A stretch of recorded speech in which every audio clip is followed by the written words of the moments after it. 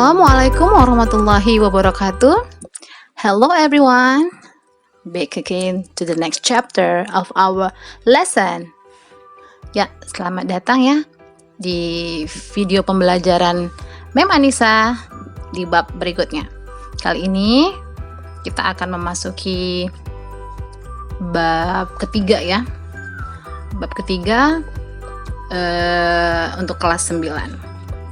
Kali ini di bab ketiga sebelumnya kamu sudah menulis catatan yang sudah Mem instruksikan, yaitu mengenai food and medicine label, yaitu label makanan dan juga obat-obatan.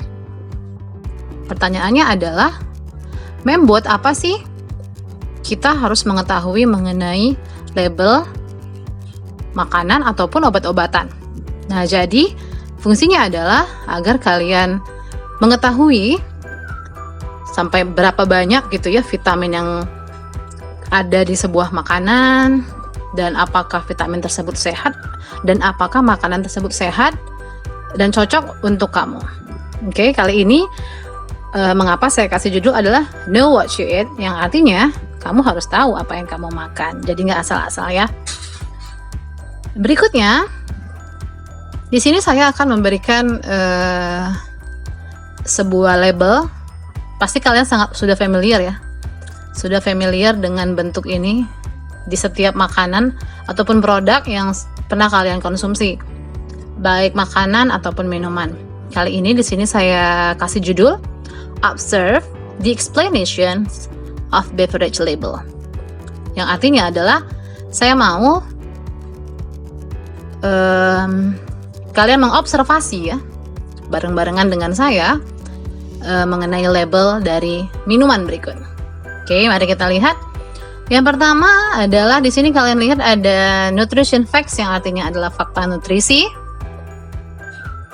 Ini adalah isi dari fakta nutrisi yang biasanya muncul ataupun ada di label makanan ataupun minuman. Pertama yang harus kalian perhatikan adalah you have to check the serving size and calories. Kalian harus mengecek jumlah saji dan juga kalori dari minuman tersebut. Jadi kalian tahu, contohnya nih di sini infonya adalah serving size 1 cup per 240 ml. Artinya minuman ini untuk sajian 1 cup dengan berat 240 ml, dan per kontainer ini bisa sajiannya 8 kali saji. Nah, jadi itu yang normalnya ya, bisa 8 kali saji. Tapi kalau mau lebih ataupun kurang, itu terserah kamu. Yang pasti dalam 1 kali saji nanti kalian akan menemukan ataupun mendapatkan nutrisi-nutrisi yang ada di label ini. Di sini kalian juga lihat ada limit saturated fat, trans fat, kolesterol, dan juga sodium. Nah, di sini kalian bisa melihat ada batas dari lemak jenuh ya, lemak trans, kolesterol, dan juga sodiumnya. Berikutnya, di produk ini kalian bisa mengecek berapa dietary fiber. Dietary fiber itu adalah serat pangan. Nah, jadi di sini 0%. Jadi kalian lihat ya, apakah kalian membutuhkan minuman yang seratnya banyak, atau mungkin membutuhkan minuman yang tidak memiliki banyak serat. Tapi biasanya tubuh kita membutuhkan serat ya.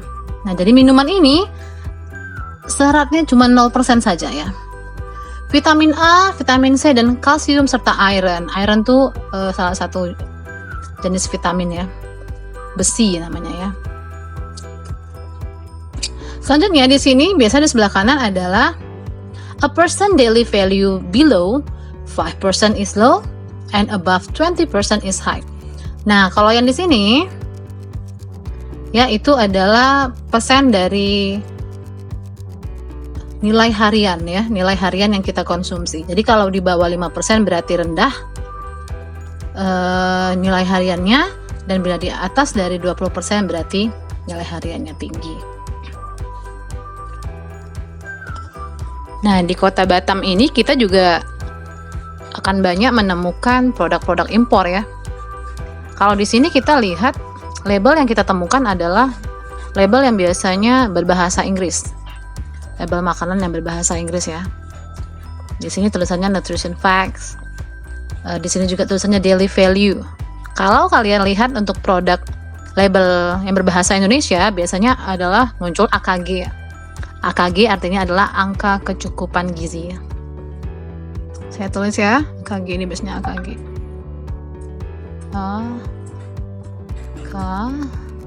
Cepet banget tulisannya ya. ya maklumin ya.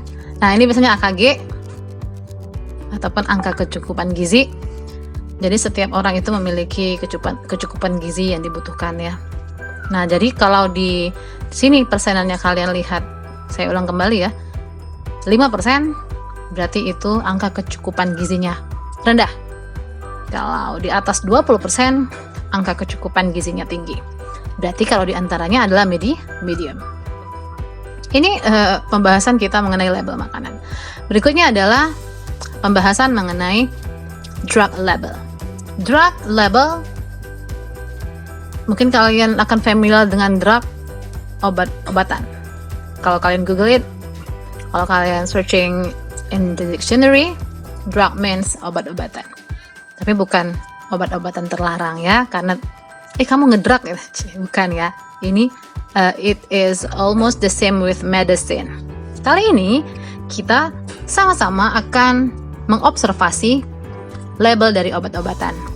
Pertama, biasanya yang ada di label obat-obatan adalah pharmacy name and address, yaitu alamat serta nama dari farmasinya. Farmasi itu sama dengan drugstore ataupun apotek ya, kalau bahasa Indonesianya. Selain nama farmasi dan juga alamatnya, akan ada phone number dari the drugstore, akan ada nomor telepon dari apoteknya. Kemudian adalah number used by the drugstore to identify this drug for your refills. Nah, jadi biasanya juga ada nomor ataupun kode dari obat yang akan kamu konsumsi. Ya mungkin next time kalau kamu sakit lagi, ini bisa menjadi petunjuk yang cocoknya buat kamu apa ya. Itu ada kodenya sendiri. And the next one is the doctor's name. Harus ada nama dokter yang memberikan resep kepada kamu. Selanjutnya adalah name of drug and strength of drug, yaitu nama dari obat-obatannya dan seberapa besar kuatnya obat tersebut ya.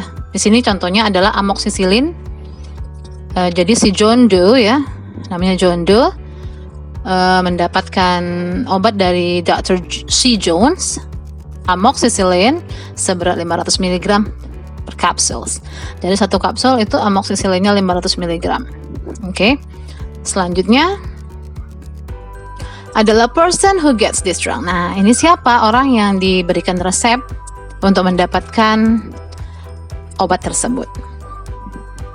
Selanjutnya adalah prescription fill date. Kapan resep ini kamu dapatkan? Di sini tanggalnya tanggal 3 bulan 6 tahun 2019 ya. Selanjutnya adalah instructions about how often and when to take this drug. Jadi biasanya di label dari obat-obatan ada instruksi seberapa sering dan kapan sih harus meminum obat tersebut. Di sini katanya take 1 capsule 3 times daily for 5 days until all taken. Jadi Bapak John Doe diberikan resep oleh Dr. C. Jones, minum 1 kapsul 3 kali sehari, setiap hari selama 5 hari sampai semuanya habis. Selanjutnya yang terakhir adalah number of refills before certain date. Nah, jadi use before ya, digunakan sebaiknya adalah sebelum tanggal 3 bulan 12 tahun 2023. Oke, sudah melihat dan mengobservasi label makanan dan juga obat-obatan. Sekarang kamu harus tahu 3 hal. Pertama adalah what. What is label? Itu kan yang pasti menjadi pertanyaanmu. Udah diobservasi ya. A label is used to give information about a product. Jadi sebuah label fungsinya adalah diberikan untuk memberikan informasi mengenai sebuah produk. Tapi biasanya informasinya mengenai nilai gizi. ya, nilai gizi ataupun kebutuhan harian yang bisa kamu lihat, yang bisa kamu konsumsi pada sebuah produk. Yang kedua adalah where, ya, where can we find a label? Di mana sih kita bisa nemuin label di sebuah produk? Nah, label usually put on the back of most product. Jadi biasanya label itu letaknya ada di belakang sebuah produk ataupun semua produk pada umumnya, ya, generally. Nah, selanjutnya why should we know about a label? Kenapa sih kita harus tahu mengenai sebuah label? Nah, jadi we should know about the label is to know if the product is good to consume or not. Jadi kita tahu kalau sebuah produk ada labelnya, kita mengetahui apakah produk itu bagus untuk dikonsumsi atau tidak. Jadi apabila produk tersebut tidak punya label, kita nggak tahu kecukupan gizinya berapa, kita nggak tahu garamnya banyak atau tidak, mungkin hipertensi, atau mungkin sakit gula, ya, apakah gulanya kebanyakan atau tidak. So label itu sangat necessary, sangat penting untuk kamu. Nah, selanjutnya adalah ini beberapa frasa, ya, frasa yang biasanya muncul di sebuah label. Tapi ini biasanya labelnya makanan atau minuman. Di sini saya bagi menjadi 3, ya. Pertama, pembahasan mengenai fat. Fat artinya adalah lemak, ya. Nah, kalau kalian menemukan frasa fat free, itu artinya adalah lemak tersebut less than 0.5 gram per serving. Jadi kalau fat free, lemaknya kurang dari 0,5 gram sekali saji. Yang kedua adalah low saturated fat. Low saturated fat artinya adalah lemaknya itu cuma 1 gram saja atau kurang dari 1 gram sekali saji. Yang ketiga low fat. Kalau low fat berarti adalah lemaknya tersebut ada 3 gram ataupun kurang dari 3 gram dalam satu kali saji. Yang ketiga, yang keempat ada reduced fat. Nah, kalau reduced fat artinya at least 25% less fat than the regular version. Nah, jadi biasanya hanya 25% saja lemak yang ada di dalam. Kalau light in fat artinya adalah half the fat of the regular version. Berarti ada setengah, ya, ataupun 50% lemak dari versi regular lemak tersebut. Yang kedua kalori, ya, tadi udah lemak, sekarang saya membahasnya calories. Kalau tulisannya calories free, berarti calories-nya itu less than 0.5 calories per serving, berarti kurang dari 0,5 kalori sekali saji. Kalau low calorie artinya adalah 40 calories or less per serving, berarti kalorinya 40 kalori ataupun kurang sekali saja. Apabila reduce or low calories, it means that at least 25% fewer calories than regular version. Berarti 25% jumlah kalori dari jumlah regulernya. Apabila light or light calories, berarti half the calories, ya, 50% dari calories of regular version, dari regular versi kalorinya. Yang terakhir saya bahasnya sodium. Nah, sodium ini kalau bahasa lainnya garam, ya. Jadi kalau kalian nemukan ada sodium, maka berarti jumlah garamnya. Apabila ada frasa sodium free, berarti jumlah sodiumnya itu kurang dari 5 mg per saji. Berarti itu tergolong salt free, ya, bebas dari garam. Kalau very low sodium, sekali sajinya 35 mg atau kurang. Itu very low. Kalau low sodium 140 mg dalam sekali saji. Kalau low sodium meal berarti 140 mg per 3,5 ounce. Apabila reduce or less sodium ada 25% daripada regular version, ya, versi regular. Kalau light in sodium berarti 50% sodium dari regular versinya. Nah, ini yang terakhir. Kalau unsalted or no salt added, ini biasanya sangat cocok untuk yang hypertensi ya. Kalau hipertensi artinya no salt added, tidak ada gula sama sekali to the product during processing, tidak ada gula sama sekali di produk selama proses. Oke, ini saya cuma bahas 3 hal saja. Yang berikutnya adalah kita akan masuk ke dalam activity time. Oke guys, kali ini untuk activity time saya menggunakan cara yang baru agar kamu bisa mendapatkan nilai dari nilai yang sudah ada. Kali ini, cara kamu menambah nilai tidak dengan vocabulary lagi, tapi caranya adalah answer the question below based on the presentation slide before. You can answer in the YouTube comment to get additional score in English class. Nah, jadi kamu bisa menambah nilai dengan cara menjawab pertanyaan yang akan saya berikan dengan cara memberikan komentar di YouTube komen bawah untuk dapatkan nilai tambah di kelas bahasa Inggris. Tapi, the time to collect answer from 8 AM until 9 AM on 2nd September 2020. Jadi, saya hanya mengambil orang-orang yang menjawab dari jam 8 pagi sampai jam 9 pagi tanggal 2 September 2020. Nah, kebetulan video ini juga akan digunakan oleh siswa-siswi yang lain di luar dari kelas 9A, B, C, D, E, F. Nah, video ini akan digunakan juga oleh kelas 9G dan H ya. Jadi, untuk siswa-siswi kelas 9G dan 9H berlaku di jam yang sama di minggu depan ya.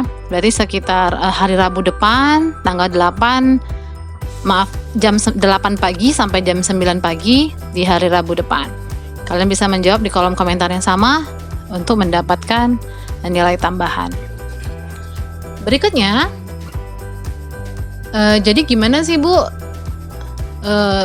cara untuk menjawab pertanyaan? Cara menjawab pertanyaannya adalah don't forget to mention your name, your class, and your answer. For example, Ega Eninta pakai underscore ya, 9D underscore lagi answernya. For example, pertanyaannya what is a label? Maka Ega akan menjawab a label is bla bla bla. Please answer in English. Tolong jawabnya pakai bahasa Inggris karena kita sedang berada di kelas English class. Okay, next question number 1. What information do we get in medicine label? And the second one, what information do we get on food and medicine label? Silakan dijawab di kolom komentar bawah. Jangan lupa nama, kelas, dan juga jawaban.